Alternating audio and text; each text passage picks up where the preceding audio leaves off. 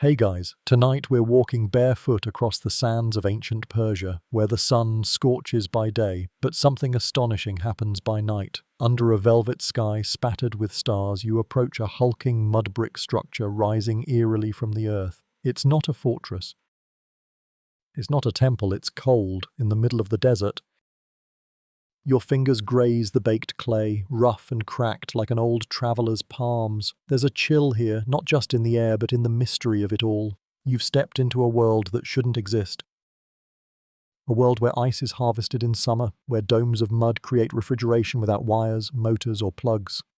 You probably won't survive this time warp, but hey, at least you'll be cool. So before you get comfortable, take a moment to like the video and subscribe, but only if you genuinely enjoy what I do here.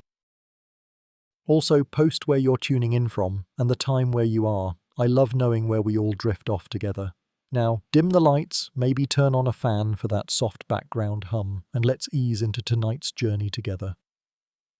You trudge slowly through the twilight haze of the Iranian plateau, your sandals kicking up little bursts of sand as the sun finally gives up its grip on the sky. Somewhere between silence and wind, your ears catch the subtle whistle of cooling air sneaking through vents in a structure older than most empires. It's a yakchal, a Persian word meaning ice pit, though what you see resembles a squat cone-shaped temple, its peak punching the sky like a clay dagger.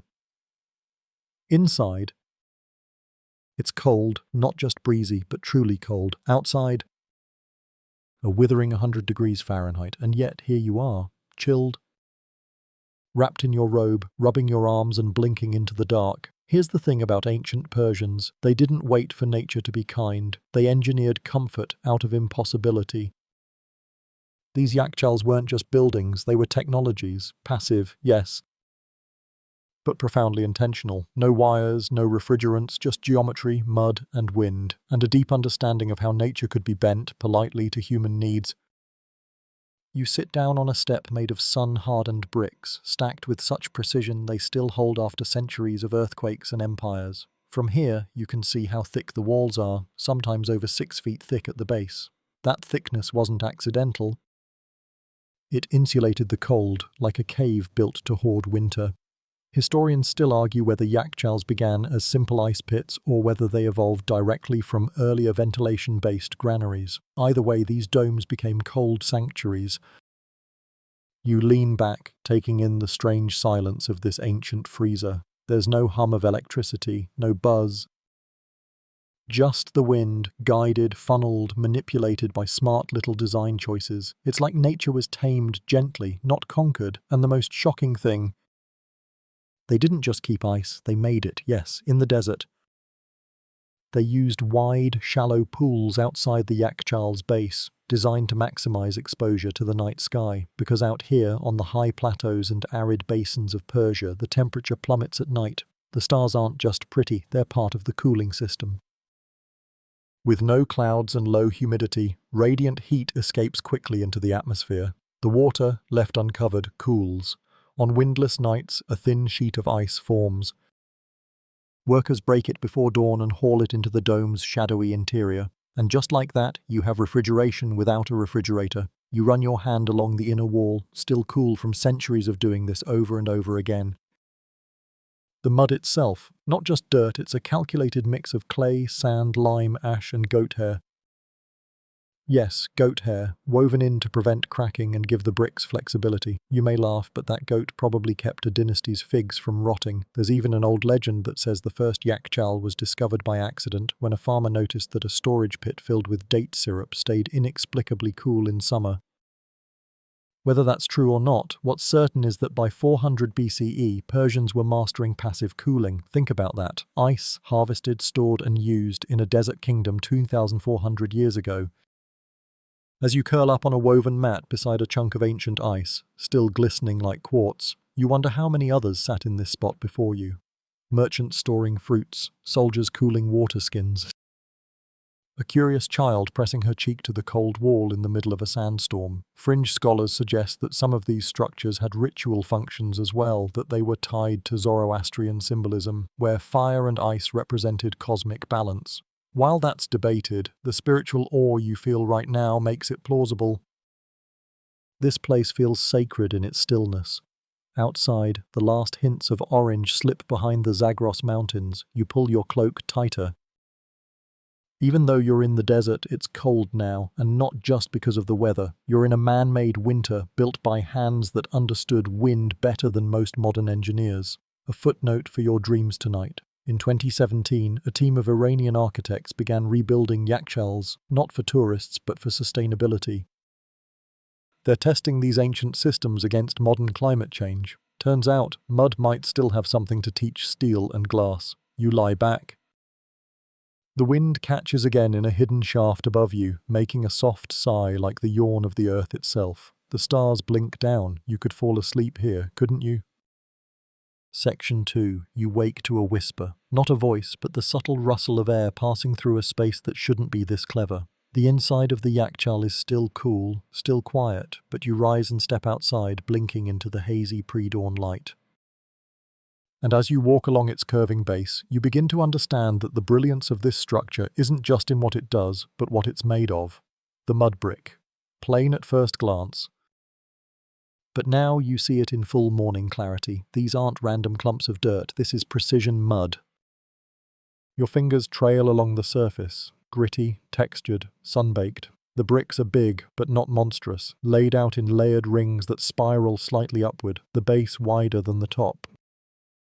The shape alone matters more than you'd think, a cone with thermal secrets. Here's the deal, that conical shape, it's not just for drama. The narrow top reduces hot air buildup, the wide base insulates, and the mud brick composition absorbs the sun by day, then radiates heat away by night. It's thermal mass in its simplest, purest form. The Persians called the blend sarouj, a mix of clay, lime, egg whites, goat hair, and ash. Sounds like a recipe you'd ruin in a medieval kitchen, but here, it's a high-performance material. It's waterproof, crack-resistant, and it breathes. Modern materials often trap moisture. But these bricks, they let air pass just enough, regulating temperature and humidity. You walk alongside the outer wall, palm pressed to the sun-warmed clay. It's heating up, sure, but the inside remains deliciously crisp. You imagine labourers, centuries ago, kneading this strange mixture in open pits, their bare feet squishing through a blend of lime paste and fibre, probably cursing the goat hair as it stuck to their ankles. Fringe historians speculate that certain bricks were ritually blessed before placement, though mainstream scholars are more skeptical. Still, the reverence is understandable. You pause at a worn inscription, just a swirl of symbols. No translation, but it feels old enough to matter. See, when people talk about green architecture today, they rarely mean mud. But the Persians did. These were zero-carbon buildings before carbon was even a worry. They didn't just work with nature, they listened to it. You follow a low path around the dome's side and find the old mixing pit, where workers once prepared the sarouj. The pit is dry now, cracked at the edges, but your mind fills in the mess. Men shouting, donkeys kicking up dust, children poking sticks into vats of paste, the air thick with the smell of lime and smoke. There's still debate among archaeologists about whether the lime used was always local. Some records suggest that high-quality lime was imported across deserts for imperial structures. That's a lot of trouble for a bit of coolness, but that's the point. These buildings weren't just for storing ice, they stored wealth. Coolness in a burning world was a luxury. And the better your mud, the longer your ice would last. As you crouch beside the wall, you notice the small vents near the base. Tiny openings, carefully placed. Not too big, just enough to allow circulation without inviting heat. They're angled. Why? Because Persian builders knew how air behaves. Hot air rises, cold air sinks. And with no fans or motors, they needed gravity and flow on their side. You remember yesterday's breeze, that gentle sigh echoing from the dome's top. It wasn't random. It was drafted, engineered, the whole building as a kind of thermodynamic orchestra, and the mud bricks are its quiet, constant musicians. Now think about this. That same mud also helped preserve grain, fruit, meat, and medicine. The same bricks that protected ice also kept dates from moulding and grapes from fermenting into vinegar, and all with no plastic, no insulation foam, no factory parts. Just earth, patience, and brilliance. You climb up a small incline to get a wider view. Around the base of the yakhchal are what look like sunken troughs. But those are part of the system too. Shallow channels used during winter to fill with water at night. When the temperature dropped low enough, bam, ice formed. The thick bricks then sealed that ice in until summer. There's a joke in here somewhere about chilling without chillers, but even your sleep-deprived brain has to admit it's genius. You sit down on the earth and close your eyes for a moment. The quiet out here is deep. You're far from cities. No traffic, no electronics. Just a mud building humming in the wind, and for a second it feels like you're not in the past or the future, just suspended. Cooled, waiting. Historians still debate whether the earliest yakchals were solely for ice or if they served dual roles, food storage and emergency shelters. Some even argue that prisoners were held in the cold chambers as a form of punishment. That one's probably exaggerated, but in the heat of midsummer, you wouldn't blame someone for committing a crime just to spend a night inside. And here's the quirky bit. Mud walls were sometimes perfumed. Yep, not all of them, of course, but especially in royal yakchals, traces of rosewater and saffron were found embedded in the clay. As if coolness wasn't enough, they wanted their chill to smell like wealth. You let that image linger as you roll a pebble in your fingers, cold, smooth. It might have sat here for 1,000 years. The sun is climbing higher now, but the walls don't sweat. They hold steady like ancient guardians. You brush dust from your tunic, stand and look back at the dome one more time, a giant mud cone that once made emperors smile, and it's still standing. Section 3. You walk a little farther now, the sand crunching softly beneath your feet, until you come across something curious. A shallow depression in the earth, long and narrow like a forgotten trench. You kneel beside it. The bottom is lined with smoothed stones, some cracked with age. Your fingers brush over one, cool despite the morning sun. This isn't random erosion. You've found the beginning of a qanat, the ancient arteries that carried life beneath the Persian earth. Imagine a water system so elegant it ran without pumps, powered only by gravity and brain power. That's the qanat, a gently sloping underground tunnel that taps into highland aquifers and moves water across miles of arid terrain, silently, invisibly. You stand and begin walking along its course, tracing a path where water once flowed. Maybe it still does. Beneath your feet, dozens of meters underground, a trickle may be moving right now, unaware of the centuries pressing down on it. To the untrained eye, qanats are almost invisible, just a series of small circular holes dotting the land, access shafts like breath holes for the earth. They're spaced evenly, sometimes miles apart, giving engineers entry points for digging, maintenance and ventilation. You peer into one of these shafts, gripping a dusty rock for balance. The darkness below seems bottomless. A cool draft escapes upward. You feel it brush your face like a sigh from a sleeping giant. The genius lies in the slope, just enough of a decline to keep water moving, but not so steep that erosion tears the system apart. It's measured by hand, by sight, by generations of intuition. Modern surveyors still marvel at how accurate these angles are. Without lasers or computers, historians still argue whether the earliest qanats were Persian inventions or adapted from Mesopotamian channels.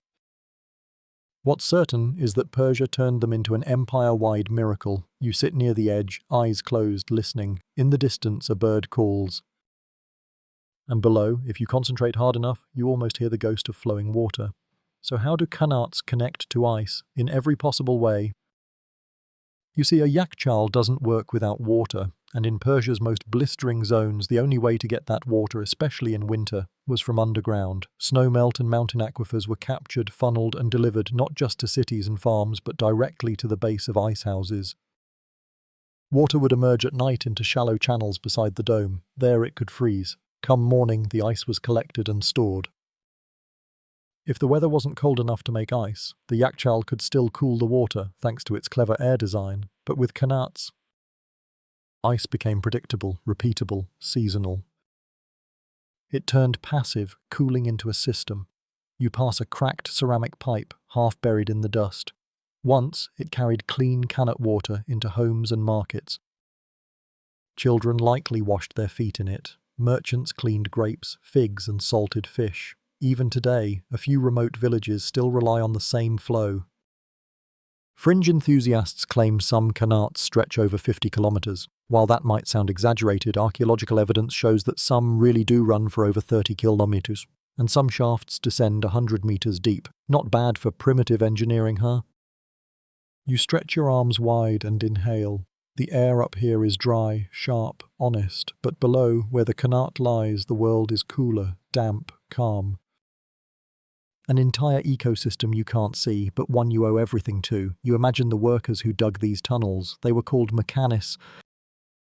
Men who memorized the angles of the land, felt soil texture in their bones, and used only pickaxes, torches, and ropes. No helmets, no guarantees. If they misjudged even a little, collapse, suffocation. Or just nothing, a dry tunnel and months wasted. One quirky detail, mechanists sometimes trained by digging graves. It sounds morbid, but it gave them practice in handling deep, narrow holes, and perhaps a little familiarity with mortality didn't hurt either. The pay, modest, the danger, enormous. The prestige, immense. You pass by an ancient marker stone, etched with the name of a forgotten engineer. Most Qanats were named after their builders. That kind of legacy was rare. It meant you'd given life to an entire region. Because without water, nothing else matters. Not food, not ice. Not empires. And when Qanats were linked directly to a yakchal, the results were astonishing. The slow flow of underground water brought silently to the surface allowed for continuous freezing, even in marginal winters. With the right wind, insulation and timing, Persian engineers could trap the cold, hold it, sell it and store it. You pause by a dried fig tree, its branches twisted toward the sky like fingers reaching for something lost. Maybe this tree once drank Qanat water.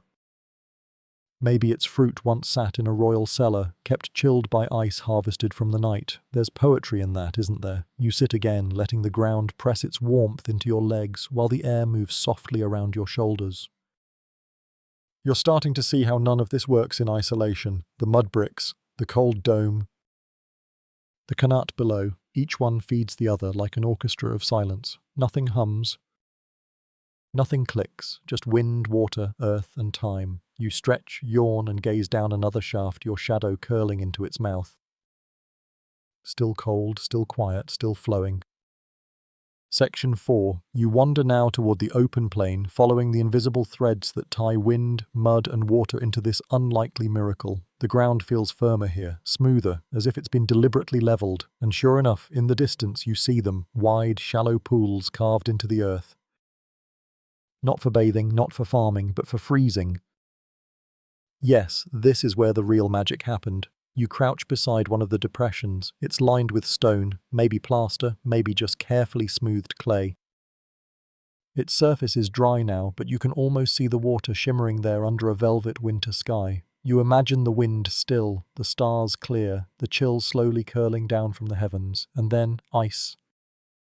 The Persians had no artificial refrigeration, no freon, no copper coils. Just a trick, let water sit in these shallow pools overnight during winter, let the sky steal the heat, and when the sun rises, you've got thin sheets of ice ready to be cracked, stacked, and carried into the yakchal. It sounds too simple, right? But that's the brilliance.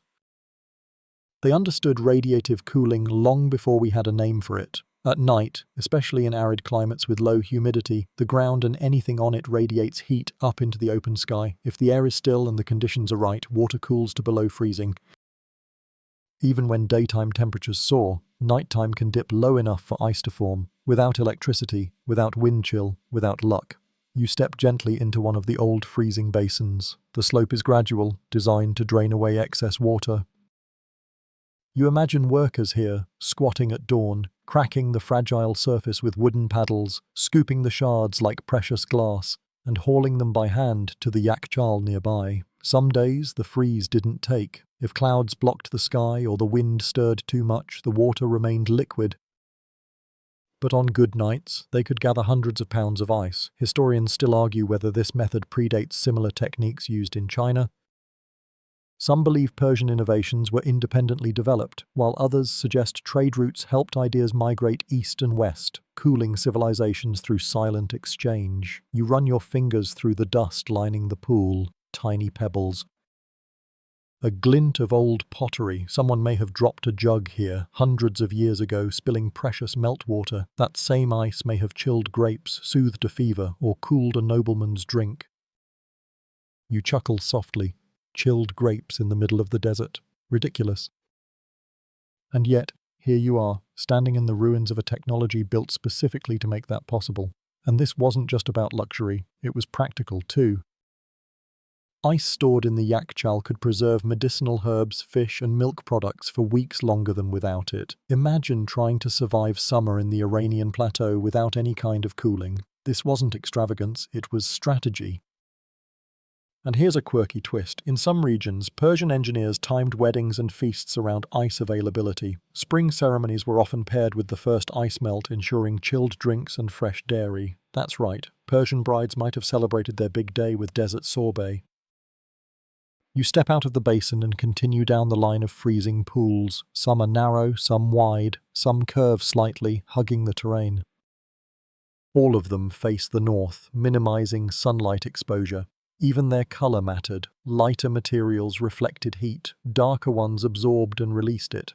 Persian builders painted pool linings white or pale gray to help with cooling. You pass a broken stone marker carved with a single word, Sard. It means cold, or maybe still, or maybe both. The language bends under the weight of time, like ice creaking beneath your feet. Just then the breeze picks up, not a gust, more like a whisper. It ripples across the dusty plain, nudging your robe, raising goosebumps. You imagine it gliding over a full basin of water, urging it toward the perfect freeze. You pause beside a surviving stretch of windbreak wall, a low, curved barrier built to protect the pools from air disturbance. You hadn't noticed it before, but now it seems obvious. Even a small breeze could ruin a freeze. These walls, they were cold's bodyguards, and yet they weren't built in straight lines. They curved, just like the walls of the yakchal, responding to prevailing wind patterns. It's like the builders asked the wind to dance and then designed the stage to match its steps. You lean against the wall and look up. The sky is still cloudless. You can see how on a winter night the heat would simply vanish upward, sucked into space, leaving silence behind. And now the big picture clicks together. You've got the mud dome to store the cold, the qanat to deliver the water, and these shallow basins to make the ice. It's a triangle of elegance, a cold triangle in the hot heart of Persia. Fringe historians have found poems, yes, actual poems, written about these ice-making nights. Not grand epics, but quiet verses. One fragment reads, "Beneath the still pool, moon waits for water to dream. Come dawn, the desert sings cold. You smile." That might be the world's first refrigerator haiku. You rise again, dust off your legs, and glance back at the line of basins, each like a footprint left by winter itself. The yakchal looms in the distance, still catching wind, still hoarding chill. The qanat hums quietly beneath your feet. It's all connected. It's all working together even now in your mind as you settle back down into the earth and close your eyes again. Let the stars do their work. Let the heat drift away. Section 5. You wake slowly, blinking against a sky washed in pale orange. The morning light hugs every surface, but one shape still looms dark against the brightening backdrop, the yakchal. From a distance now, it looks even more surreal. A towering cone of mud in the middle of nowhere, like something built by giants or dropped by aliens with a flair for earthy architecture. You walk toward it again.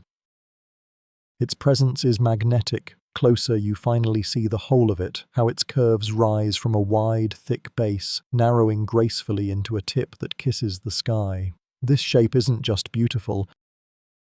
It's brilliant. Persian engineers didn't build for looks, they built for function. And everything about the yakchal's shape, from its dome-like silhouette to its internal airflow, was designed with thermal dynamics in mind.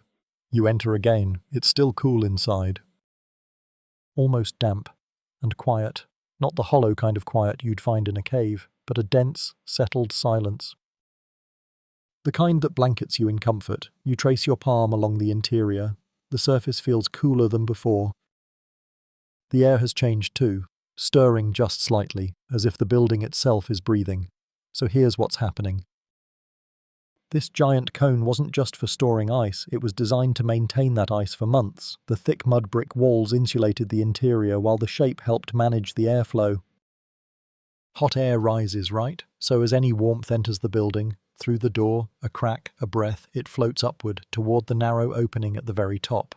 That opening isn't an accident. It's a ventilation shaft, hot air escapes, cold air settles. Inside, the temperature remains remarkably stable, cool in summer, cold in winter, and dry enough to keep mold at bay. Historians still debate whether the Persians used wooden slats or stone baffles to regulate that airflow even further. If they did, those would have decomposed long ago.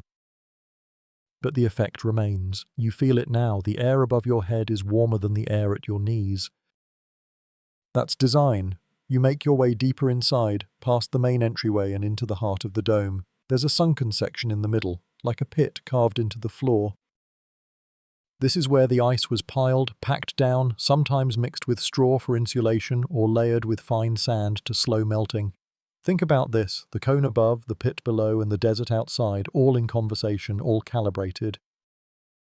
And all made entirely from mud, wind, and thought. You sit on the edge of the pit and imagine it full. Blocks of hand-harvested ice glistening like gemstones, stacked one over another, their edges wrapped in linen or matting. A summer worker would descend with a torch, retrieve a slab, wrap it up, and carry it out like treasure.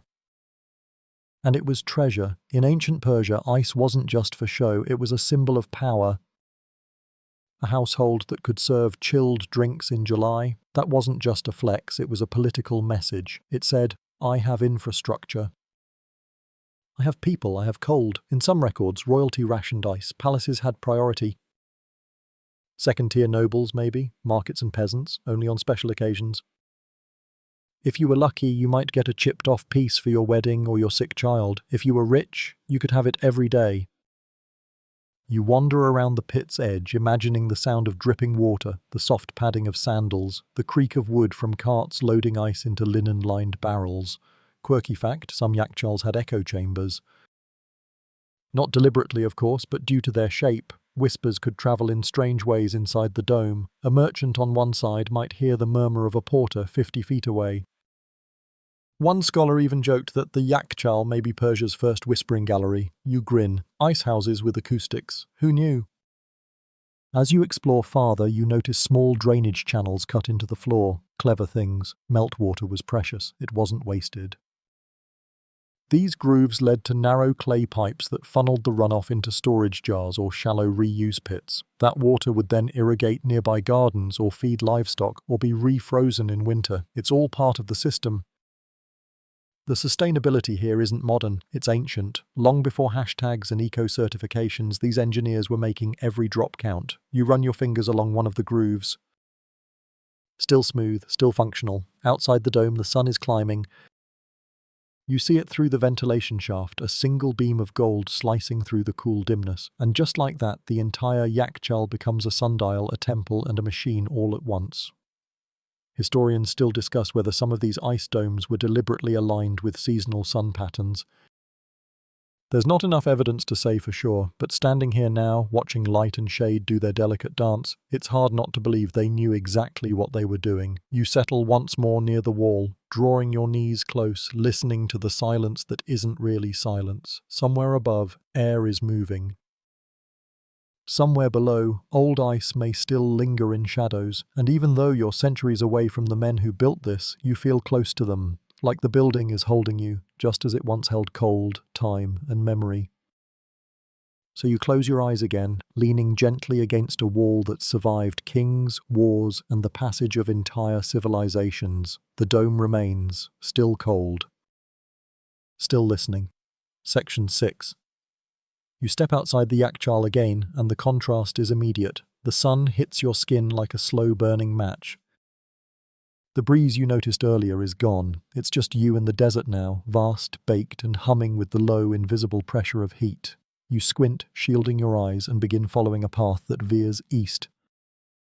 The earth rises and falls gently beneath your feet, like an ancient ocean frozen into sand. After a few minutes, you come across what looks like a dry ditch, or perhaps a trench, but when you peer closer, you realize this is another Kanata.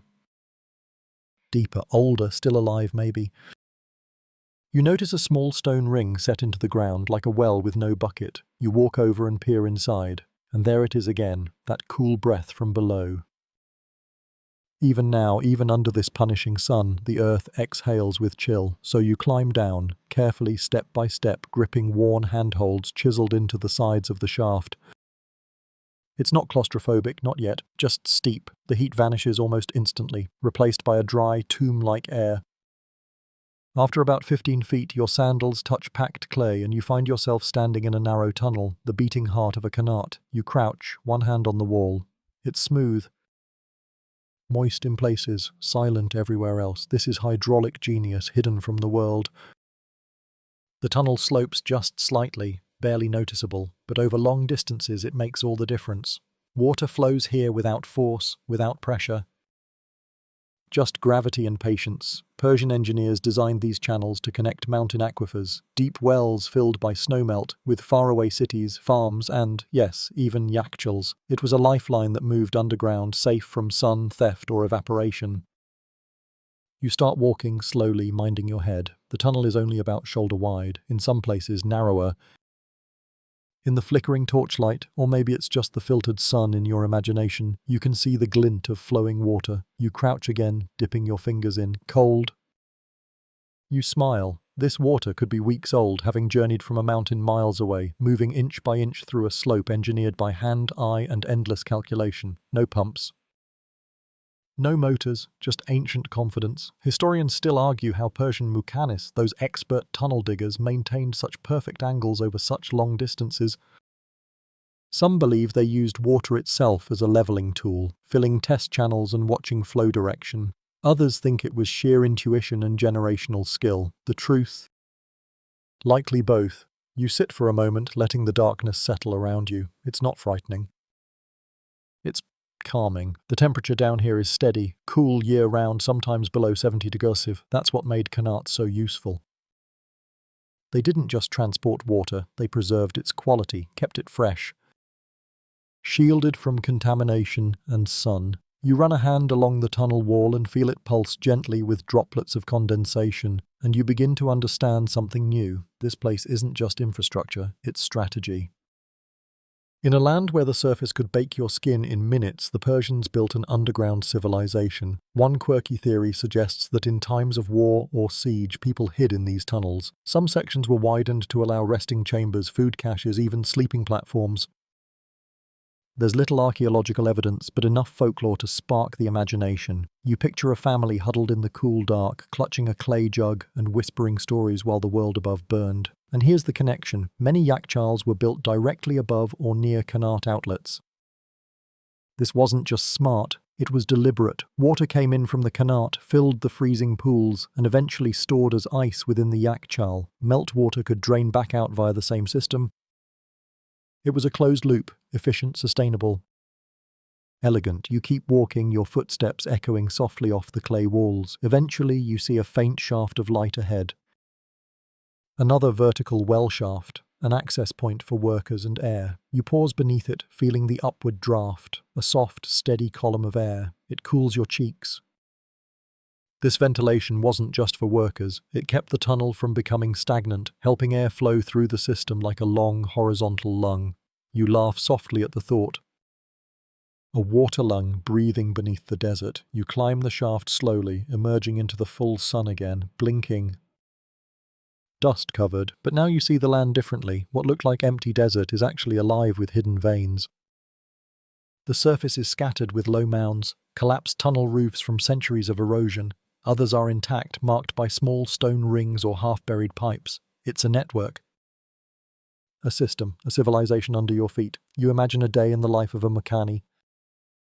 Digging in darkness, measuring slopes by feel, trusting your instincts. Knowing that a miscalculation meant death, not just yours but your village's. No water, no life. Fringe scholars suggest that qanat diggers sometimes performed songs during their work, simple call and response tunes to keep rhythm and gauge distance. The acoustics of the tunnels made their voices sound like distant ghosts. Perhaps you'd hear it too if you listened hard enough. You sit again beneath a shaded overhang. The breeze is warm now, but it no longer feels threatening, because now you understand where the coolness begins. It begins below, always below, in the dark, in the silence, in the slow, steady drip of water moving through stone and time. Section 7. You sit in the shade a little longer, sipping from a small jug of water that's been chilled not by a refrigerator but by air, shade and time. And as you do, you start to notice something strange. It's hot, blisteringly so, but you're not sweating as much as you should be. Your clothes are dry. Your skin barely damp. The breeze passes over your arms and neck like a soft whisper and takes the heat with it. And that, friend, is the trick the Persians knew best. Evaporation. You stand up and walk slowly toward a nearby structure, low walls, shallow basins, and vertical slits in the clay, like a half-dismantled ruin. But this was never a house. This was a cooling zone designed to wring the heat from water through one of nature's oldest laws. When water evaporates, it takes heat with it. You already feel it. You cup your hands and splash a little water on your forearms. The breeze hits it, and within moments, you're cooler. Not because the air's cold, but because your skin gave up heat in exchange for dryness. Persian engineers didn't waste this insight.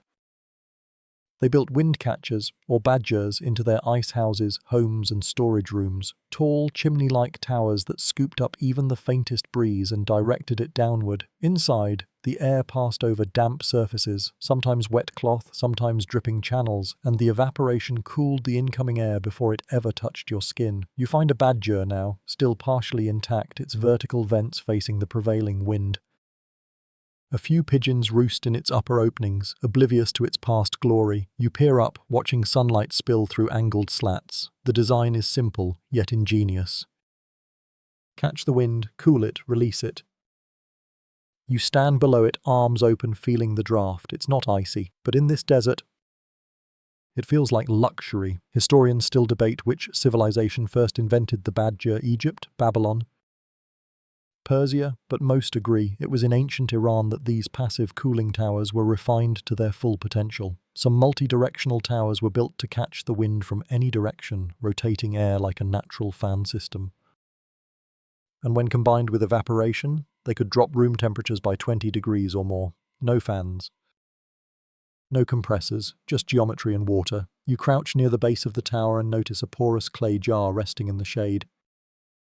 These zir pots were often used to store water, their surfaces unglazed on purpose. Why? Because the slight seepage from inside would evaporate on the outer surface, cooling the contents.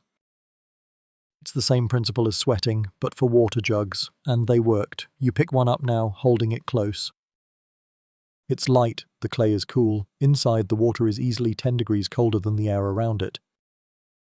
You smile. Nature's refrigerator. But what's truly mind-bending is that the ancient Persians didn't just use evaporation casually, they weaponized it. For architecture, for urban planning, even for military logistics. You walk past a rectangular structure, a storeroom perhaps. The roof is long gone, but the walls tell the story. Hollow channels run along the upper edges where wet cloths were once hung to cool entire rooms. In wealthier homes, walls themselves were soaked in water from the qanat, cooled naturally as the moisture slowly evaporated. A fringe theory, some scholars argue that elite homes had dual-wall systems, air pockets between two mud brick layers where water could trickle, cooling the air that passed through. It's hard to confirm archaeologically, but it wouldn't surprise you. Everything about this place says they were ahead of us. And here's the clever twist. They also used evaporation to preserve food. You imagine large clay pots filled with dates, milk, honey, sealed and wrapped in wet cloth, placed in cool corridors. The moisture evaporates, the air cools. The contents last longer. It's not just ingenuity, it's survival. You pause beside a cracked stone slab, etched with a small sun symbol, and what looks like a water droplet, a kind of ancient infographic, maybe. Maybe it marked a public cooling station, or maybe it was just a prayer written in symbols hoping for shade. One can never be sure. But here's a modern truth. Evaporative cooling still works. It's being revived across the globe. In desert homes, eco-hotels, even experimental urban towers. Architects are taking cues from Persian designs, blending ancient techniques with new materials to reduce dependence on electricity. You smile as you remember a phrase from an Iranian researcher. The future is in the past.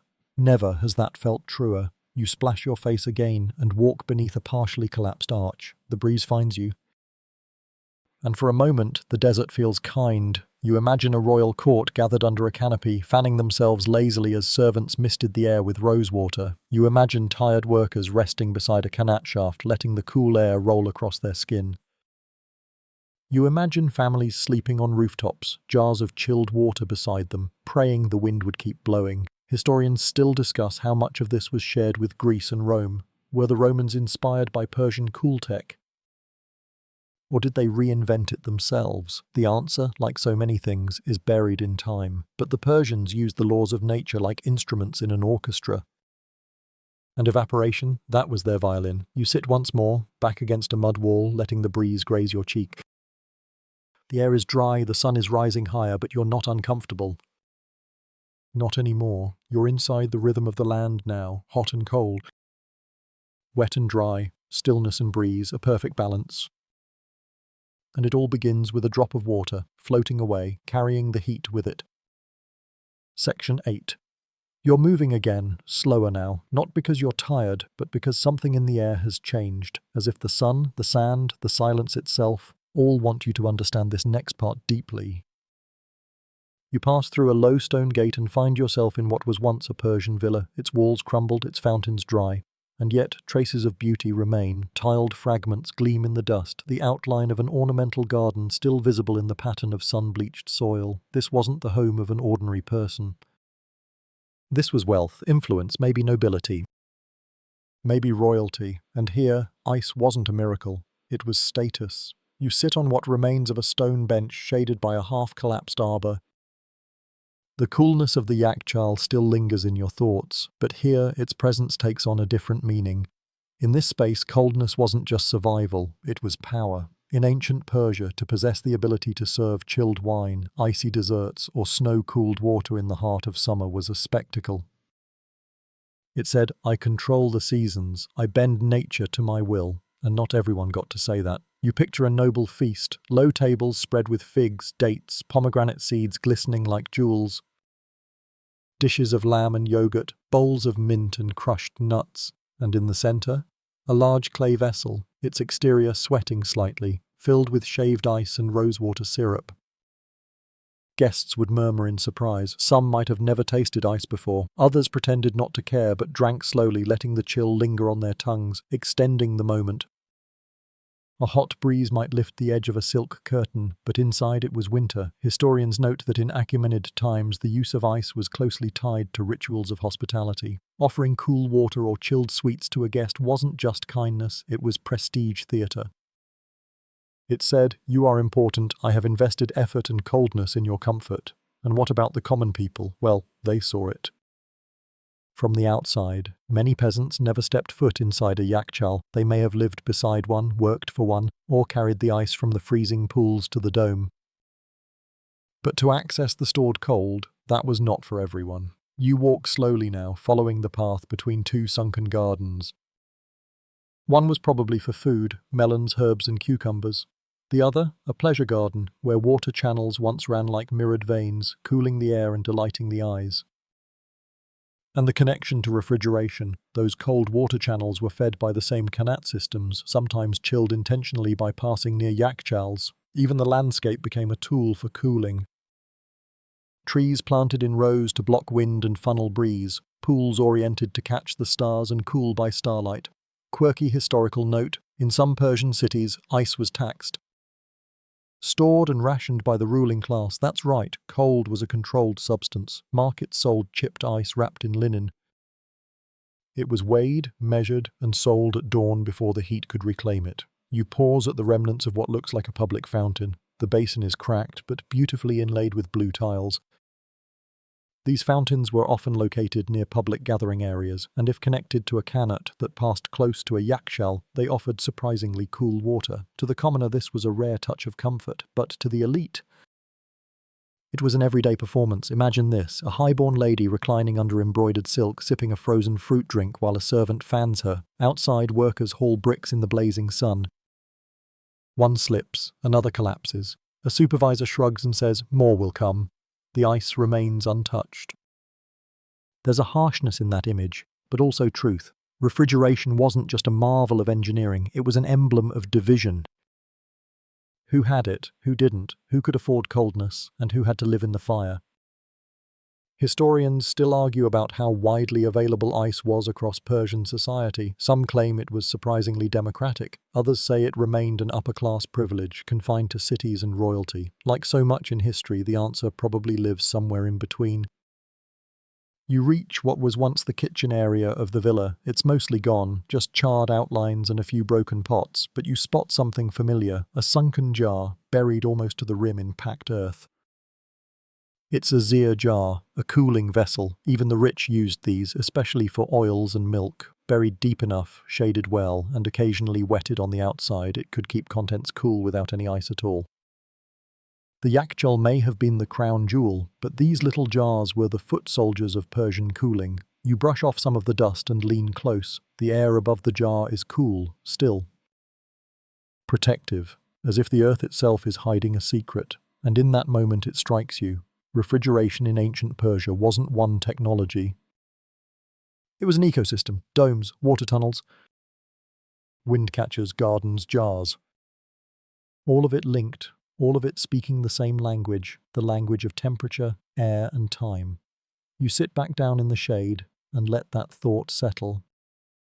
Power wasn't just in swords or thrones, sometimes it was in the quiet mastery of physics, in knowing how to hold on to winter long enough to offer a glass of snow-cooled juice in July. Now that's control. Section 9. You rise from the shade of the ruined villa, brushing dust from your hands, and begin to follow what remains of a cobbled path. Each stone feels like a breadcrumb from history, leading you somewhere colder, deeper, more deliberate. Eventually, you come to a broad courtyard, long abandoned, the roof of its central structure gone, but the perimeter still sturdy. You step through the remains of a carved doorway, and suddenly it's darker, quieter, even cooler. You're standing inside what was once a royal storehouse. This wasn't just where ice was stored, this was where the cold was curated. You look around. Though time has worn the structure down, the design is still clear. Narrow windows set high along the walls, thick insulation, sloped floors leading to small drainage pits. It's not hard to imagine shelves here, lined with earthenware, covered bowls, wrapped baskets, all of them holding things that needed protection from the heat. You crouch near one of the wall recesses and run your hand along the stone, smooth, chilled. This was no ordinary warehouse. It was a preservation chamber, crafted by minds that understood the subtle difference between temperature and freshness. Historians have uncovered lists, inventories, scratched into clay tablets, that record what was stored in these chambers: meat, cheese, yogurt, berries, honey, dates, and most intriguingly, snow-cooled wine. Yes, that's a thing. You smile at the thought of a satrap reclining on silk cushions, sipping chilled Shiraz under a linen canopy, while outside, camels spat and merchants argued under a blazing sun. But this wasn't just for luxury, it was logistics. You wander toward a corner where broken pottery litters the floor. A shard bears the faded imprint of a royal seal, probably a symbol of rationing. In times of war or famine, stored food meant survival. And if you could keep that food fresh longer, you could feed armies, support sieges, or simply ride out the worst summers. You run a finger through the dust and feel it, cooler than outside, not by much, but enough. Enough to matter in a place where 40 degrees Celsius is just a Tuesday. And here's where it gets really clever. Persian storehouses were tiered. The lowest levels were deepest underground, like mini yakchals, designed to retain the coldest temperatures. You descend a few stone steps now into what remains of one such chamber. It's only half covered now. The upper walls crumbled, but the pit below still feels different, denser, more still. This was where the most delicate goods were kept, items that would spoil with just a few hours in the sun, yogurt thickened in clay pots. Fresh fish, brought in from far-off rivers, laid on straw and ice, saffron and herbs bundled in cloth to retain their oils. Some scholars believe these storehouses were connected directly to Qanat spurs, diverting underground water beneath the foundations to keep the base cooler. There's no direct proof, but the theory aligns with other examples of Persian design, always layered, always hidden. And again, it wasn't just about food. You walk to the opposite wall and find what remains of a small apothecary shelf, 3 stone ledges carved right into the mud brick. Here they likely stored medicinal herbs, roots and pastes that would spoil if left in the heat. One quirky text from the 5th century BCE mentions rose petal elixirs stored in rooms of wind and shadow. That could easily be a storehouse like this. Cold wasn't just for comfort, it was for healing. You sit in the center of the floor, surrounded by the ghosts of stored goods and forgotten labors. You think of the workers who managed this place, not nobility but trained specialists. Men and women who understood which foods needed to be rotated, which pots to wet, which drainage lines to unclog. Their names aren't in the history books, but without them, Persia's great courts would have smelled of rot and mildew. And here's something you might not expect. Cold also preserved ideas.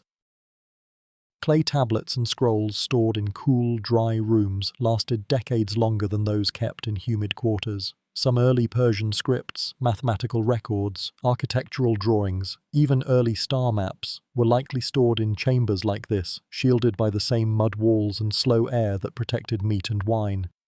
You reach into a narrow cubby in the wall and pull out a smooth, round stone. Heavy, cold, a leftover ice weight. A counterbalance for a ventilation shutter, or maybe just a stone that liked the quiet. You turn it over in your hands and smile. It doesn't matter. You look up through a crack in the roof and watch a cloud pass, just one. But it changes the light, softening it, cooling the shadows around you. You close your eyes and imagine a day long gone, the storehouse full.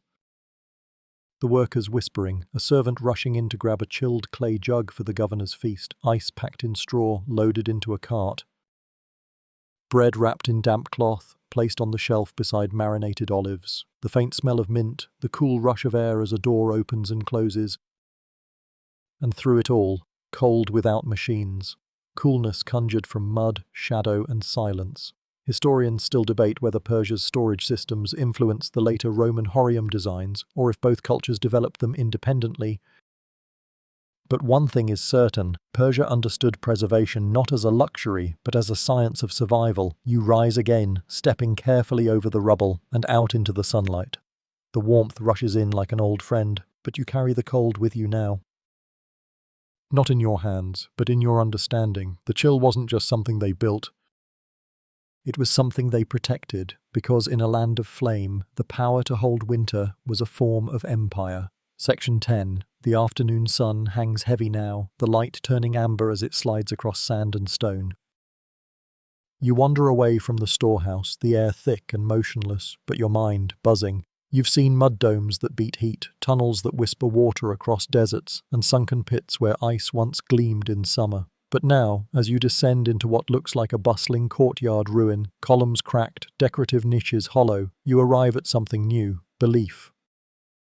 Because for many ancient Persians, yakchals and ice weren't just science, they were magic.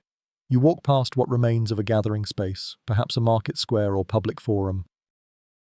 The ground here is swept flat, and in one corner stands a small platform, maybe a speaker's perch, maybe a storyteller's spot. You sit on the edge, imagining a scene, a crowd gathered in twilight, children with wide eyes, traders with chapped hands, and at the center, an elder speaking of the mountain jars that held winter and domes that stole the sky's breath. You've seen the architecture, you know the airflow models. But to them, it wasn't about radiant cooling or water tables. It was about sorcery of silence, about pulling snow from the heavens, commanding it to stay put. Historians note that common Persians sometimes viewed yakchals as sacred. Their placement near temples or fire altars wasn't coincidence. To some, the ability to trap cold was a gift from Ahura Mazda himself, a divine blessing of balance in a world ruled by extremes. And the geometry of yakchals. It wasn't just physics, it was spiritual. The conical dome mirrored mountains, holy in Zoroastrianism. Its shadow at sunset traced patterns believed to reflect harmony between heat and shadow, light and rest, life and preservation. You pass a cracked mural, just faint lines now, faded pigment, dust-coated, but you can still make out the image, a figure in robes, holding a flame in one hand and a snowflake in the other. Fire and ice, held in balance. Historians still debate whether this mural depicted an actual ritual or was just symbolic art, but the message is clear: cold had meaning.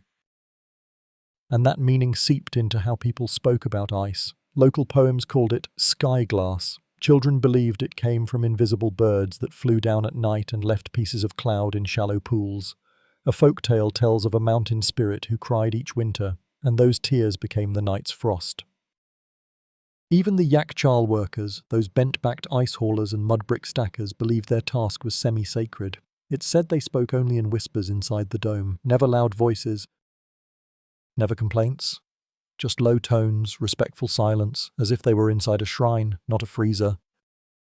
One curious detail recorded by travellers in the 17th century: in some villages the first ice of the season was greeted with prayers. A candle was lit beside the freezing pool. Children were brought forward to touch the forming ice as if it would bless them with strength or wisdom. The belief that the first frost contained the cleanest spirit of winter. You kneel beside what used to be a ceremonial basin. The basin is dry, its lining cracked, but grooves along its edge hint at once careful decoration. Perhaps flower petals floated here, or perfumes. Maybe rosewater cooled by crushed snow, offered as tribute to the elements. It makes you pause. Because as rational as you are, as much as you understand thermodynamics and evaporative cooling, you feel it too. That hush, that weight, that reverence. Sometimes what looks like science is just ritual you haven't understood yet, and sometimes what looks like magic is just engineering wearing a robe. You walk toward a low archway, its keystone engraved with a 7-pointed star. Inside is a smaller chamber, windowless, circular, perfectly silent. Was it for storage? Meditation? Cooling rituals? Scholars disagree. The only certainty is this: here, cold was more than useful. It was spiritual. You sit in the center of the chamber, back against the wall. The air is unmoving. The silence is full. You breathe in slowly. The coolness here is psychological, maybe. Or maybe it's just clever design. Either way, you're calmer now, heavier in your bones. And that's not just metaphor. The ancients believed that cold anchored the soul, that heat made people restless, impulsive, emotional, but cold made them deliberate, quiet, introspective. Some temples even stored sacred texts in cooled chambers, believing that wisdom had to be kept still in order to survive. It's a thought you carry with you as you step back outside, blinking into the brightness again. You're not sure what time it is now. The sun has lowered slightly, shadows stretch long, the earth feels softer, and something inside you feels steadier.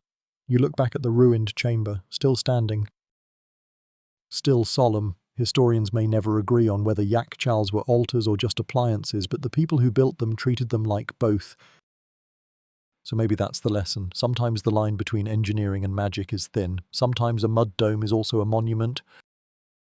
Sometimes cold isn't just a temperature, it's a kind of faith. Section 11. The sun is tilting toward the west now, its light turning thick and honey-coloured, casting long shadows that dance across the sand like slow-moving waves. You walk further down the old path and soon you hear it, the quiet murmur of a crowd. Not here, of course, just a memory. But you feel it all the same. You're entering a space that once pulsed with energy, a summer market. It's not much to look at now, just outlines of stalls, a few broken roof beams, and the occasional scrap of coloured tile.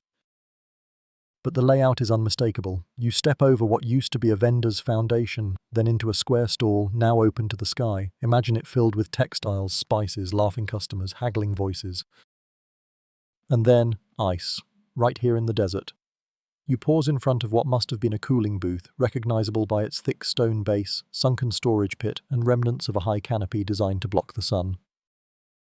This stall, unlike the others, was shaded more heavily and had access to drainage grooves that ran back into a kanat channel. This was where ice was sold. You sit down beside the stone base, letting your fingers trail along the cool grooves. They'd bring it here at dawn, long before the heat took hold, blocks of ice, wrapped in straw, hauled from the nearby yakchal on wooden carts. It was chipped into chunks with bronze tools, stored in shaded bins, and offered to buyers like gold. Not everyone could afford it. That part hasn't changed, but sometimes ice was bought not in bulk but by the cup, shaved, scooped into small bowls, doused in syrup made from mulberries or pomegranate, that early Persian treat. It was called faluda, a frozen, delicate dessert made from thin starch noodles, sweet syrup, rose water, and yes, real ice. You imagine a line forming, children fidgeting behind their parents, eyes wide with anticipation. A girl bouncing on her toes for her turn. A vendor, wrapped in linen, his hands red from cold, ladling the mixture with care. And it wasn't just food. Ice was used in perfume stalls to cool oils and rose water, in herbal markets to preserve mint, basil, and cooling pastes. Even in textile tents, cloth was sprinkled with meltwater to soften fibers, cool workers, and keep dye from drying too fast. Some historians argue that entire summer markets were built around access to Yakchal ice, that without it the goods would have spoiled, the people would have fainted, and the commerce would have melted into dust. You wander through the aisles now, imagining the rustle of palm-woven fans, the glint of coins passed between hands.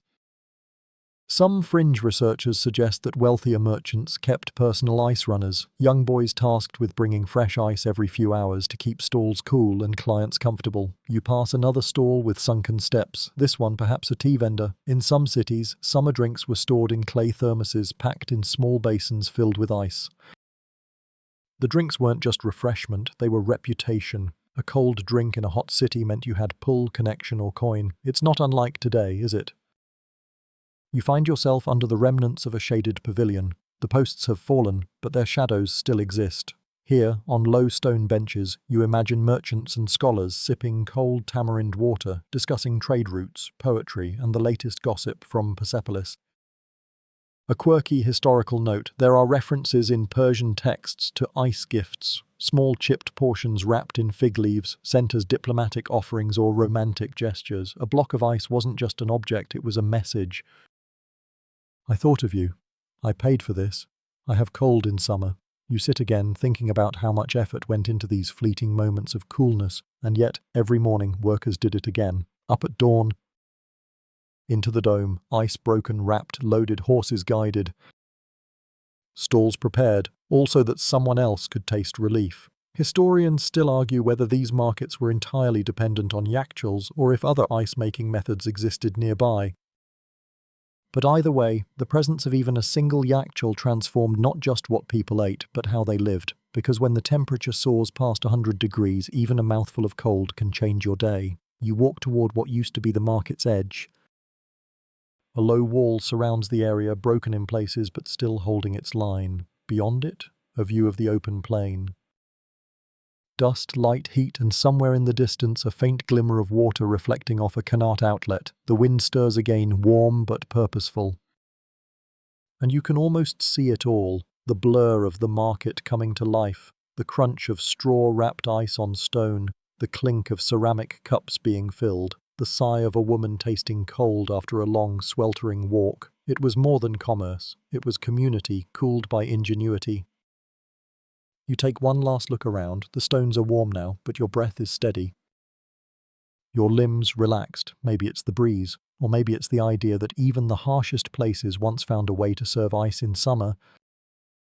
And if that isn't magic, it's certainly persistence. Section 12. The path now winds beyond the market ruins, curving slightly toward a series of low hills. The sun has dipped lower in the sky, and the wind returns, not a breeze, but a slow exhale from the earth itself, as if the land is finally catching its breath after another burning day. You walk quietly, thoughtfully, as the sand crunches beneath your feet. Ahead, clustered in the shade of a broken stone wall, is a sight most overlook: the workers' quarters. Or what remains of them. Nothing grand here, just crumbled brick, shallow hearth pits, a few leaning beams half buried in dust. But this was the real heart of the operation, not the yakchal itself, not the perfumed courts that ordered ice for their fruit trays. Here lived the people who carried cold with their own hands. You kneel near the edge of what might have been a sleeping alcove, walls blackened with smoke, floor smoothed by bodies over years. You run your fingers along a worn groove in the clay. Someone, maybe bored or lonely, etched small lines in a pattern. A counting system, a message, a game? You'll never know, but what you do know is this: refrigeration wasn't free. For every nobleman sipping cold pomegranate juice in a palace, there was a man or woman who hauled ice before dawn, shoulders bruised by the ropes that secured it. There were boys who ran barefoot across scorching earth to fetch water from the Qanat. There were old women who wrapped jars in damp cloths, checking them by touch, not thermometer. And when the yakchal needed repairs, it was these people who climbed the dome, caked in sweat and dust, balancing clay and lime and goat hair on makeshift scaffolds. Historians note that many of these labourers were seasonal migrants, people who moved from village to village, following work near the yakchals. Their knowledge was passed orally: how to angle the wind channels just right, how to read the soil's coolness by smell, how to carry ice without melting it too fast. You sit beside a rusted tool, maybe a chisel or scraper. Not much remains, but in your mind, the world is alive again. You see the icemen wrapped in rough cotton, walking in the blue light of early morning. You hear the grunts of effort, the muffled sounds of ice blocks sliding onto straw, the crack of wooden carts rolling toward the market, and you imagine the pride. Because even though their names weren't carved in marble, these workers understood their role in something bigger. They didn't just carry cold, they enabled civilization to function in fire. There's a fringe historical theory that some icemen were given ceremonial titles, especially those who worked directly for royal courts. Bearers of winter, some texts suggest. It may be poetic license or a real term used by those who knew their worth. You walk along a narrow alley between the ruined walls and find the remains of a communal oven. Here, food was shared. Meals were simple: barley bread, lentils, mint tea. But once a week, if ice had been abundant, a sweet treat would appear: falude, sherbet. Something cool, something that told the workers, we made it through another week. A chipped bowl still sits near the fire pit. You lift it, it's cracked, useless now. But it once carried something cold through the heat, it once mattered. You place it back gently. Then you follow a trail leading to a well, a circular shaft with a clay rim flanked by 2 broken buckets. This wasn't a water source, it was a melt pit, a place to collect runoff from ice, to reuse for cooling floors, washing herbs, or moistening cloth wraps. Nothing was wasted, not even the ghosts of ice. You stand still, listening. You can almost hear them: footsteps at dawn, soft voices in the wind, the creak of leather straps, the dull sound of a heavy block of ice meeting stone. Historians still argue whether these workers were enslaved, contracted, or volunteered in exchange for shelter and food. Likely it was all three. Persia was vast, complex, contradictory. And the Yakchal stood at the center of it, serving emperors above and demanding effort below. One quirky detail stands out from an old poem found near Yazd. It describes an ice hauler's dream. In it, the worker stands alone in the Yakchal at night, surrounded by glowing walls of frost. The air sings. His hands are cold, but his heart is full. The poet writes, "I am the servant of silence, the messenger of winter in a burning world." You let those lines settle in your chest, because even now, long after the last cart has rolled away and the last breath of chill has left these walls, you still feel it: the dignity of labor, the weight of cold, the invisible hands that made it all possible. You take one last look at the ruined quarters. They're quiet now, dusty, forgotten. But to you, they shimmer like frost on clay. Then you turn away, walking into the light, the wind at your back, and the quiet memory of those who bore the cold before you. Section 13. You walk now across a long, flat plain where the earth is sun-scorched and cracked like a centuries-old map. No buildings remain here, no market stalls, no shady villas. But that's not because the land was empty, it's because this space was filled with something you couldn't see. You're walking across the empire's cold network, a lattice of Yakchal's khanats and cooling stations that once stretched across vast distances. From the deserts near Yazd to the gardens of Shiraz, from the foothills of the Alborz Mountains to the edges of the Caspian Sea, Persia was threaded with infrastructure for cold. And now, you're going to follow it. You stop atop a small rise and scan the horizon. Dotted across the land are faint mounds, some too regular to be natural, some with a hollow center. These are abandoned Yakchals, many half buried in sand. Some were standalone structures, others were built near temples, military outposts, or along caravan routes. You make your way to one nearby. It's smaller than the others, more worn by time. A third of the dome is gone, but enough remains for you to step inside. It's cool. Still, the silence is familiar now, like returning to a library where the books have been removed but the wisdom still lingers in the walls. This Yakchal probably belonged to a regional village. Not royal, not extravagant, but vital.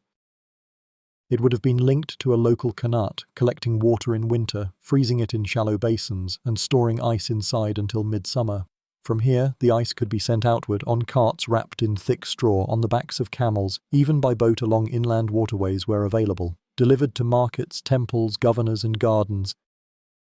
Historians still marvel at how far Persian ice travelled. Records suggest that some blocks were moved over 100 kilometres, packed in layers of reed matting and transported at night, arriving in time for a wedding, a religious ceremony, a diplomatic feast. Ice was both cargo and currency. You step back outside and imagine a map unfolding in your mind. Dozens, maybe hundreds of yakchals scattered across the landscape like cold stars in a burning sky, each one connected to underground water systems, local labour, and a logic of movement that modern logistics experts still find remarkably efficient. The great cities, Persepolis, Ekbatana, Susa, all had their own cooling structures. But smaller towns did too, and some mountain villages built micro-yakchals using rock crevices and snow-fed qanats, creating year-round chill with no architecture at all, just carved space and clever insulation. Fringe researchers suggest a few of these ice routes even functioned like cold supply chains, stations placed along known distances where ice could be repacked, water drained, and cargo cooled. A kind of ancient Persian freezer highway. And who maintained these routes? You guessed it. The invisible army, ice haulers, qanat engineers, straw mat weavers, pottery makers, and transport runners. Some travelled with the ice, ensuring it stayed intact. Others stayed behind, guarding the dome, managing the pools, sealing the vaults. There's even mention in one Achaemenid inscription of a commander of the cool paths, a man responsible for overseeing the refrigeration logistics across 3 provinces. Whether ceremonial or practical, his title tells you everything. Cold wasn't an afterthought. It was a system. You make your way toward a ruined way station. A rectangular mud brick shell, its roof collapsed but walls still whispering function. These were rest stops for travellers, traders, and sometimes ice runners, built near water sources, often partially underground and often equipped with basic cooling features. You sit in the shade of a partial wall and find tucked in the corner the remains of a shallow pit lined with stone, probably used to repack ice, or perhaps to store a cooled offering, a melon, a jar of rose yogurt, a gift for the next traveller. Imagine being on a caravan, 30 miles deep into desert. It's June. The air tastes like ash. Then you reach this place, and someone hands you a cloth-wrapped parcel. Inside, cool water, maybe even a tiny cup of falude, and suddenly the world feels conquerable again. One quirky find unearthed by archaeologists. A half-intact cart axle wrapped in straw rope, fused to a clay pan once used to hold melting ice. Its location, the middle of nowhere. Evidence of a delivery that didn't make it. Perhaps the cart broke, or the cargo was stolen. Or the desert simply won that day. You stretch your legs and look up, the sky cloudless. The sun, indifferent, but beneath your feet lies the memory of cold travelling across empires, and the legacy. It's still here. Modern engineers have studied these ancient cooling networks, learning how passive refrigeration scaled across large territories. Some eco-architects now reference yakchal systems when designing for rural areas in hot climates, adapting clay domes, underground airflow, and evaporative cooling to 21st century needs.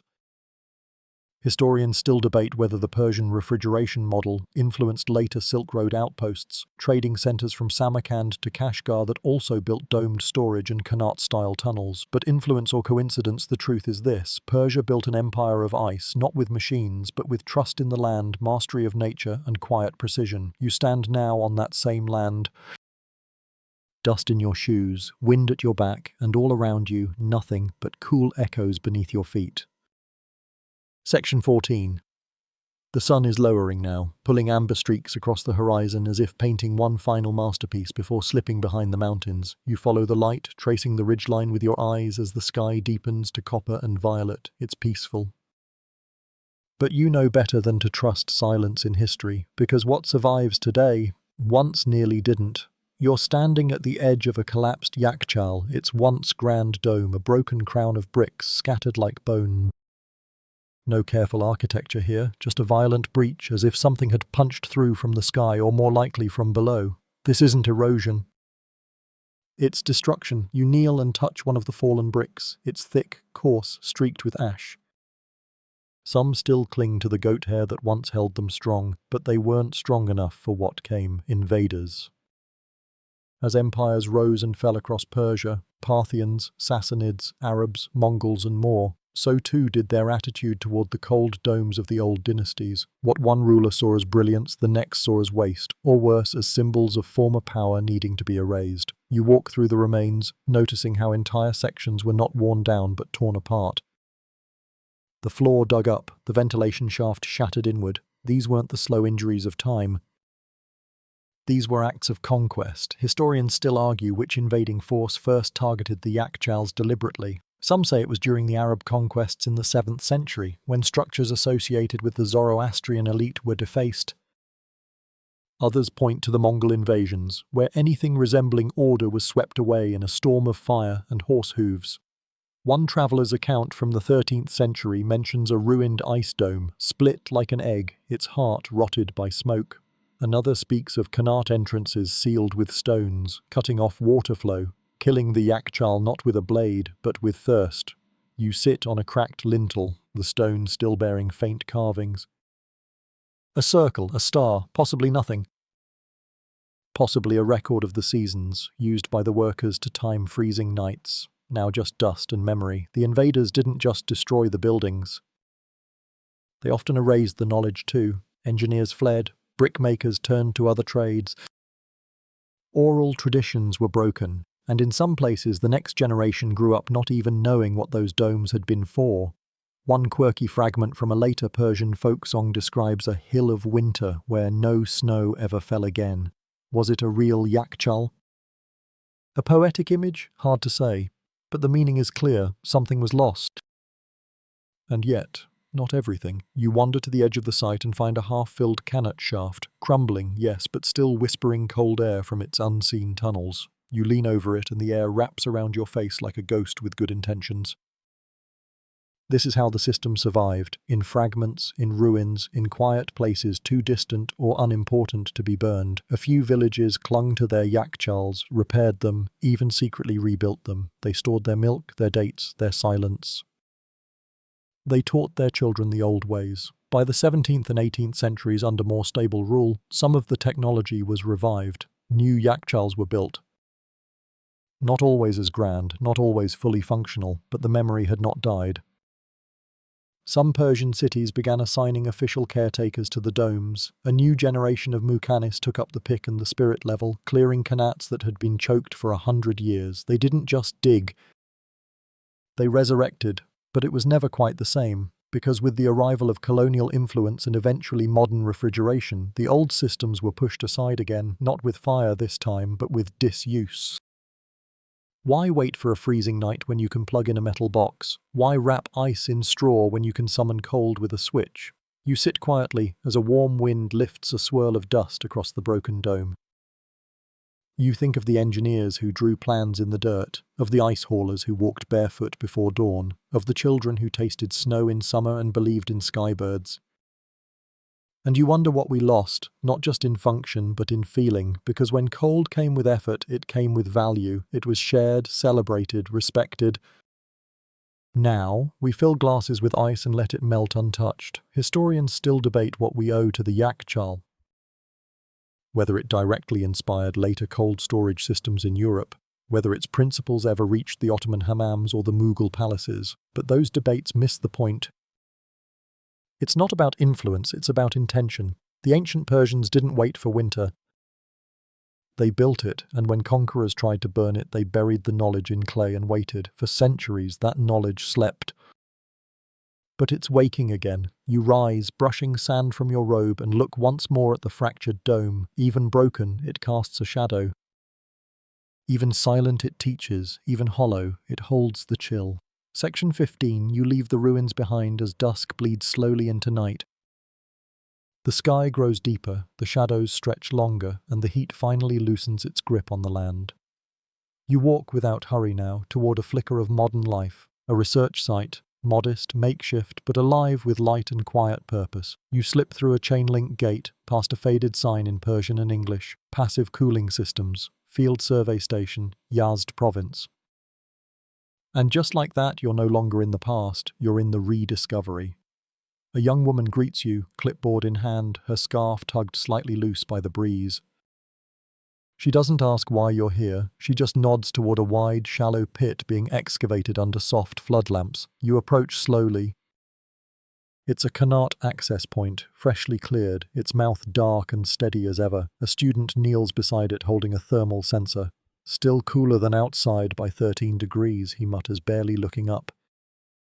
You smile, not because you're surprised, but because it's still working. Modern engineers, climate scientists, and architects are returning to this land, not to build malls or highways, but to learn, to document, to ask how the ancient Persians cooled cities without fossil fuels, and whether those secrets might help save the future. One researcher unrolls a printed diagram, airflow vectors mapped inside a reconstructed yakchal. Arrows loop downward, around, up again. Red turns to blue. It's more efficient than we expected, she says. We think it's because of the specific mud blend. The lime content affects thermal conductivity. You nod. You already know about the goat hair.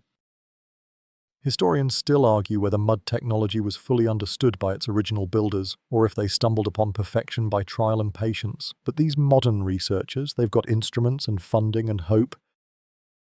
You're shown inside a reconstructed yakchal, half-scale but fully functional. It smells faintly of earth and ash, and the air inside wraps around your skin like a cool cloth. The researchers explain how it works. You listen politely, but deep down you already feel it. The design is the same: thick walls, narrow top, sunken pit. Wind catcher vents, whitewashed exterior. In winter, water is poured into outside basins. At night, it freezes. In the morning, it's gathered and stored inside. This new dome uses local clay and reclaimed lime, just like the old days. But now, they've added temperature sensors, moisture readers, solar reflectivity coatings that mimic ancient white plaster. And the results? Ice. Even now, even today, even without a compressor, without noise, without wires, you step into the deepest part of the chamber and crouch beside a plastic crate filled with recent ice, thin, translucent, melting slowly into the sand below. No one guards it, no one shouts. It just sits there, glowing faintly in the lamplight like a sleeping idea. You touch it, it's cold.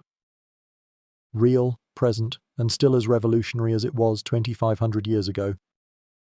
One quirky fact: some modern Iranian architects are now designing urban buildings in Tehran and Isfahan using yakchal principles, incorporating dome ceilings, wind catchers, evaporative corridors. They call it neo-sustainable architecture, a fancy name for something the ancients already perfected.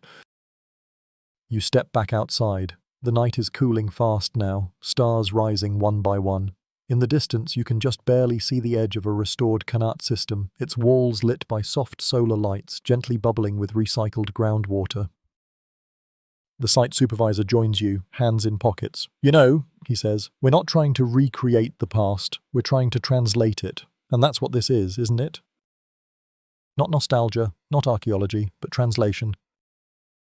Because in a world craving energy efficiency, sustainability, and balance, the old Persian systems whisper answers, not in blueprints, but in logic. In simplicity, in respect for the wind, the earth, and the dark. You glance back once more at the dome, now glowing softly under floodlight, and see two children enter, students maybe. They laugh as they feel the cool air hit their faces. One says, "It's like a time machine."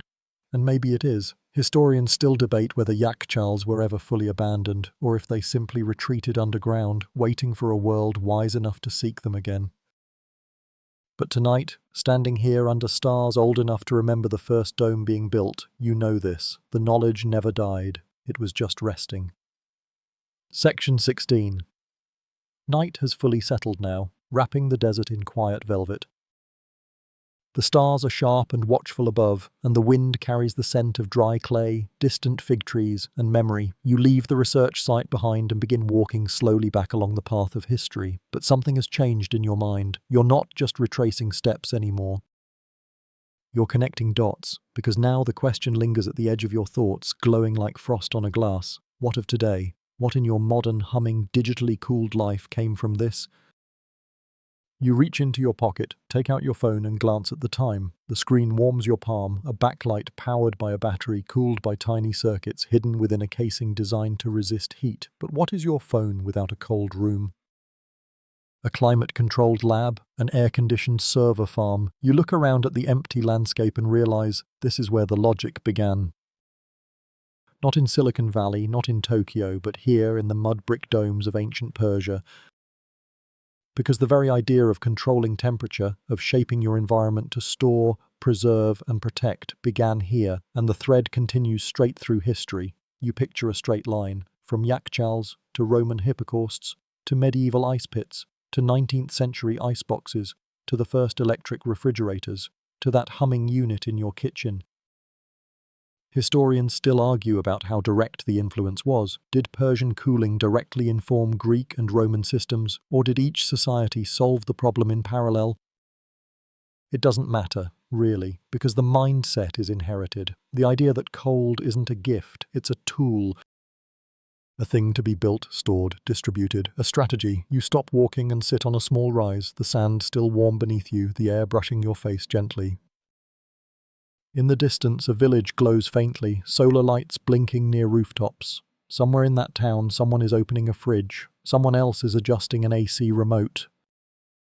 Another is pouring water over mint leaves, setting the jug near a window to chill. Modern habits, ancient echoes. You recall something you read once. In 1920, just before home refrigerators became widespread, American newspapers published articles marveling at the miracle of indoor cold. They used words like artificial winter and summoned frost, terms that would have sounded perfectly normal to a Persian in 500 BCE. And today, we've grown so used to cold we barely notice it. Ice cubes in drive-through cups, cold packs in grocery deliveries, climate-controlled malls in Dubai.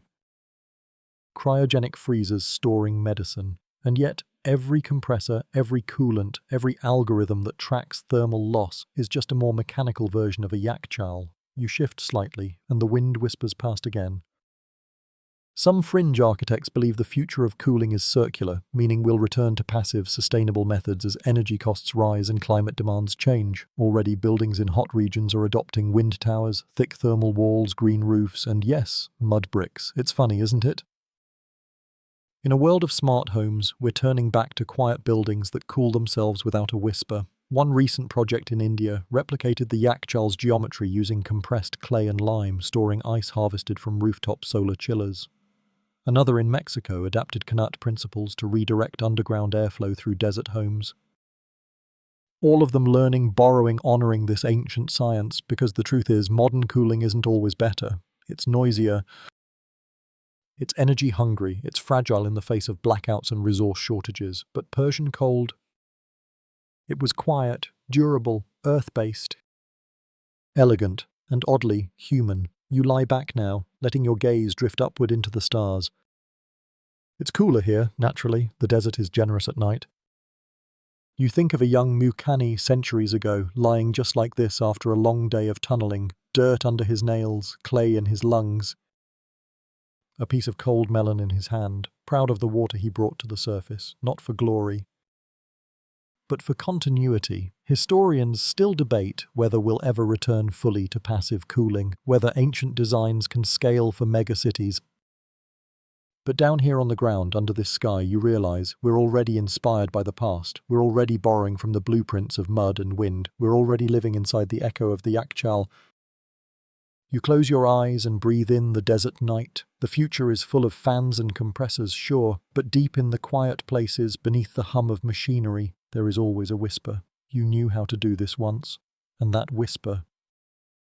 It's cold, and it's calling. Section 17. You don't remember when you started walking again, only that the stars shifted slowly above you, and the air cooled until it felt like water brushing against your skin. The road is soft underfoot now, more dust than stone, and it leads toward one last shape on the horizon. At first, you think it's just another mound, maybe a hill or crumbled ruins, but as you approach, you realize it's intact. One final yakchal, untouched by time, still standing tall beneath the stars. No signs, no scaffolding, no researchers or tourists, just the original silence. You move closer. The walls are pale in the moonlight, smooth and curved like the back of a resting giant. It rises at least 30 feet above the sand, and as you circle its base, you find the entrance low, narrow, beckoning. You duck inside. The air changes instantly. No sound. No heat, just stillness. You sit down on the edge of the pit, back against the wall, eyes adjusting slowly. And then it comes to you, not as a thought, but as a feeling. You're not the first. Someone sat here before, and someone will sit here again. You trace your fingers along the wall, where centuries of hands have smoothed the clay, and suddenly the entire structure feels less like a building and more like a memory, molded into form. This place has seen frost pulled from starlight, water carried across deserts, ice chipped and measured like coin, children tasting snow in July, kings demanding cold feasts, mothers soaking cloth to cool their babies, workers whispering into the dome so their voices wouldn't crack it. And now it sees you. You breathe in deeply, slowly. The air here not just cool, but wise. You've followed the whole arc, from invention to expansion to decay to rediscovery. And now you're here at the quiet end of the story, except maybe it's not the end, maybe it never ends. Because the truth is, cold has always been about more than temperature. It's about control, about hope in the heat. About saying we don't accept the sun as ruler of everything. That's what the Persians understood, not how to fight nature, but how to bend it gently. How to listen to the wind, how to read the sand, how to build with time, not against it. Historians still argue whether the Yakchal is the most remarkable architectural feat of the ancient world. But in your heart, sitting here now, you know it doesn't matter. Because no other structure feels like this. No cathedral, no castle, no monument. This dome doesn't impress you by towering above. It holds you, humbles you, cools your breath. And when you finally lie down on the floor, arms folded, eyes drifting upward into the shadowed vault, you feel something settle inside your chest. Not awe, not wonder, but peace. The kind of peace that comes from knowing that long before electricity, air conditioners or apps, people built something this quiet, this functional, this perfect. And they did it with mud and ice and dreams. You stay there a while longer, letting your breath slow, your body soften, your thoughts scatter like grains of sand rolling across the floor. The air around you cools even more, as if the dome itself is calming you now, pressing a gentle hand to your shoulder and whispering, "Sleep." Outside, the desert is silent. No footsteps. No voices, just wind, tracing the dunes like a lullaby with no words. The stars above the dome shine faintly through the open shaft at its peak, a tiny view of eternity carved into the ceiling of earth and ash. And in this moment there is no time, no present, no past. Just the deep, knowing silence of a building that never needed to explain itself. You breathe in, slow and quiet. The air tastes ancient. Dry but kind. You breathe out, and with it goes the tension, the noise, the day. You feel your limbs melt into the earth. Your thoughts slow into a rhythm as soft as wind. No more history to carry, no more facts to learn. Just rest. You imagine frost forming on your skin, not cold, but light, like a blanket made of quiet. And in that quiet you drift and drift and drift, until nothing remains but the dome, and the cool, and the stars. Good night.